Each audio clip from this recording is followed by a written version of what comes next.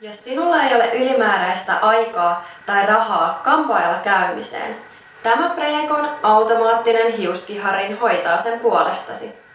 Kun aloitamme kihartamisen, painamme vain virtanäppäimen päälle ja odotamme merkkiääntä niin kauan, kunnes kiharin ilmoittaa, että voimme aloittaa kihartamisen. Todella helppo ja nopea tapa saada ammattimainen lopputulos. Tämä käy minkä pituisille hiuksille, hiustyypistä riippumatta.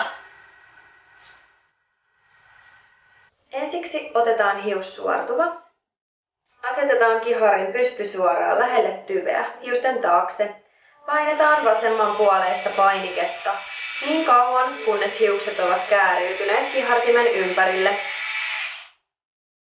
Odotetaan 3-12 sekuntia riippuen siitä, kuinka kiharat hiuksistasi haluat. Sen jälkeen vedetään kiharin suoraan alaspäin. Vau! Tehdäksesi kiharat toisinpäin, aseta kiharin hiusten etupuolelle ja paina oikeanpuoleista painiketta.